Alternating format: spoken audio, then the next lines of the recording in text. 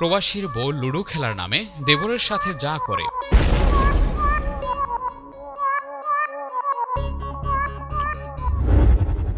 নাবিলা ও জামাল সোফায় বসে লুডো খেলছে। নাবিলার স্বামী দুবাইতে থাকে। সংসারে আছে নাবিলা, নাবিলার দেবর জামাল এবং শাশুড়ি। নাবিলার বয়স তার দেবর জামালের বয়সের প্রায় কাছাকাছি, তাই তারা বন্ধুর মতো আচরণ করে, যেটা নাবিলার শাশুড়ি নার্গিস বেগম মোটেও পছন্দ করেন না। উনি একটু সন্দেহপ্রবণ মহিলা। উনি সারাক্ষণ নাবিলাকে চোখে চোখে রাখেন। চোখে চোখে রাখার অবশ্য অন্য একটা কারণ আছে, তা হলো ওদের পাশের বাড়ির প্রবাসী রফিকের বউ আরেকজনের হাত ধরে পালিয়েছে। তাই উনার ছেলেও যেহেতু প্রবাসী, উনার ছেলের বউ যে কারো হাত ধরে পালিয়ে যেতে পারে, এই ভয়ে সারাক্ষণ উনি অনেক টেনশনে থাকেন। উনি এতক্ষণ খাটের উপর বসে পান চিবুচ্ছিলেন। হঠাৎ ওনার ছেলের বউর কথা মনে পড়তেই পানের বাটা হাত থেকে রেখে পা টিপে টিপে রুম থেকে বের হয়ে ছেলের বউয়ের কাছে আসলেন। উনি দূর থেকে এসে দেখলেন ছেলের বউ নাবিলা কার সাথে জানি মোবাইলে কথা বলছে। উনি আড়ি পেতে অনেক বোঝার চেষ্টা করলেন নাবিলা কার সাথে কথা বলছে, কিন্তু কোনো কিছুই স্পষ্ট বুঝতে না পেরে নাবিলার কাছে এসে মোবাইলটা এক টানে কান থেকে নিয়ে নিজের কানে দিলেন। আর বুঝতে পারলেন নাবিলা তার স্বামী রাকিবুলের সাথে কথা বলছে। তাই নার্গিস বেগম কিছুটা লজ্জা পেয়ে মোবাইলটা বউয়ের কানে দিয়ে বলল, আচ্ছা আচ্ছা কথা বলো। নাবিলা তখন বলল, আম্মা আপনার লজ্জা করে না? আমি যখন আপনার ছেলের সাথে কথা বলি তখন আপনি আড়ি পাতেন। নার্গিস বেগম বলল, লজ্জা পাওয়ার কি আছে, আমি তো আমার দায়িত্ব পালন করি। নাবিলা বলল, আমরা স্বামী স্ত্রী কথা বলি আর আপনি আড়ি পাতেন, এটাই বুঝি আপনার দায়িত্ব? আপনার ছেলে কি আপনাকে দায়িত্ব দিয়ে গেছে? নার্গিস বেগম বলল, হয়েছে হয়েছে, আমার ছেলে লাইনে আছে, তুমি তার সাথে কথা বলো, আমি গেলাম। বলেই নার্গিস বেগম চলে গেল। নাবিলা মোবাইলের লাইন কেটে দিয়ে বসে পড়ল। এমন সময় জামাল আসলো, বলল, কি হলো ভাবি? নাবিলা বলল, কিছু না, মায়ের দিন দিন সন্দেহ বাতিকটা বেড়ে চলেছে। জামাল বলল, ভাবি ও নিয়ে টেনশন করিও না, ভাইয়া আসলে সব ঠিক হয়ে যাবে। নাবিলা বলল, আমি আর নিতে পারছি না ভাই, মা এরকম বাড়াবাড়ি করলে আমি কিন্তু বাপের বাড়ি চলে যাব। জামাল বলল, ভাবি তুমি রাগ করিও না তো, আমি দেখছি ব্যাপারটা। বলে জামাল মায়ের রুমের দিকে গেল। রাত তখন ৩টা। হঠাৎ নার্গিস বেগমের ঘুম ভেঙে গেল। উনি খেয়াল করলো নাবিলার রুমে কে যেন কথা বলছে। তাই উনি ঘুম থেকে উঠে আস্তে আস্তে নাবিলার রুমের দিকে গেল। নাবিলার রুমে গিয়ে দেখে নাবিলা কাপড় চোপড় এলোমেলো ভাবে শুয়ে আছে। নার্গিস বেগমের সন্দেহটা আরো বেড়ে গেল। উনি নাবিলার রুম ভালো করে চেক করলো।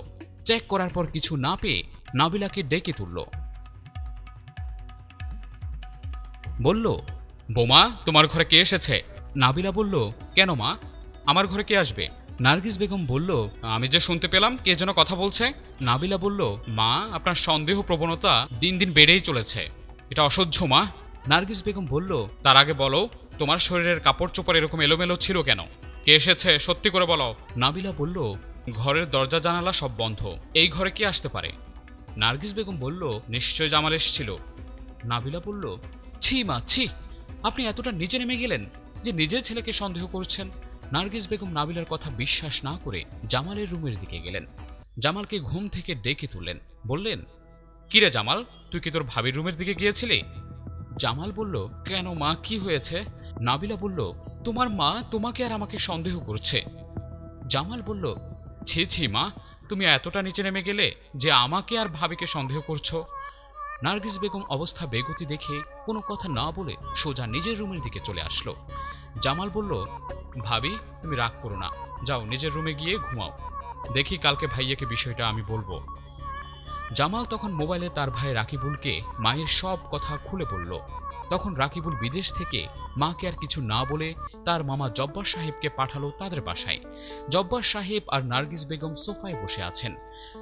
পাশে বসে আছেন জামাল ও নাবিলা। জব্বার সাহেব বলল, কি হয়েছে বৌমা, বিষয়টা আমাকে খুলে বলো তো। নাবিলা বলল, মামা আপনি তো জানেন আমি কোন পরিবারের মেয়ে। ছোট থেকে আমরা বড় হয়েছি বাবা মায়ের কড়া শাসনে। আমার বাবা সারাক্ষণ আমাদের ধর্মীয় শিক্ষা দিতেন, নামাজ পড়তে বলতেন, আমাদের পর্দা সম্পর্কে বলতেন। ছোট থেকে বড় হয়েছি ধর্মীয় অনুশাসন মেনে। শ্বশুর বাড়িতে এসে 5 ওয়াক্ত নামাজ, কোরআন তিলাওয়াত সব সময় করি, কিন্তু আমার শাশুড়ি আমাকে সর্বদা সন্দেহ করেন। জামালকে আমি আমার নিজের আপন ছোট ভাই মনে করি, কিন্তু আমার শাশুড়ি জামালকে নিয়েও আমাকে সন্দেহ করেন। আপনি বলুন মামা, আমি না হয় পরের মেয়ে, কিন্তু জামাল তো উনার জন্ম দেওয়া সন্তান। উনি উনার নিজের সন্তানকে বিশ্বাস করতে পারেন না, তাহলে বলেন মামা আমি কিভাবে এই সংসারে থাকবো? জব্বার সাহেব বলল, বিষয়টা আমি বুঝতে পেরেছি। পাশের বাড়ির রফিকের বউ আরেকজনের হাত ধরে পালিয়েছে বলে তোমার ছেলের বউ আরেকজনের হাত ধরে পালিয়ে যাবে, এই ধারণাটা ভুল। আর সব প্রবাসীর বউয়ের চরিত্র খারাপ না। যদি প্রবাসীদের বউয়ের চরিত্র খারাপ হতো তাহলে বাংলাদেশে একটি প্রবাসীও বিয়ে করে বউ বাংলাদেশে রেখে প্রবাসে যেতে পারতো না। সারা বিশ্বে কয়েক কোটি বাংলাদেশি প্রবাসী রয়েছে। প্রবাসীদেরকে যদি তাদের বউরা উৎসাহ না দিতেন তাহলে প্রবাসীরা কখনো প্রবাসে থাকতে পারতেন না। প্রবাসীর বউরা নিজের স্বাদ আহ্লাদ ত্যাগ করে তাদের স্বামীদেরকে বিদেশ পাঠান বাংলাদেশের জিডিপিতে অবদান রাখার জন্য। সুতরাং প্রবাসীদের মতোই প্রবাসীর বউরা রেমিটেন্স যোদ্ধা। আমাদের উচিত প্রত্যেকটা রেমিটেন্স যোদ্ধাকে সম্মান করা। তাই আসুন, প্রবাসীর বউকে খারাপ না ভেবে একজন রেমিটেন্স যোদ্ধা হিসেবে তাকেও আমরা সম্মান করি। রচনা ও পরিচালনায় উত্তম কুমার।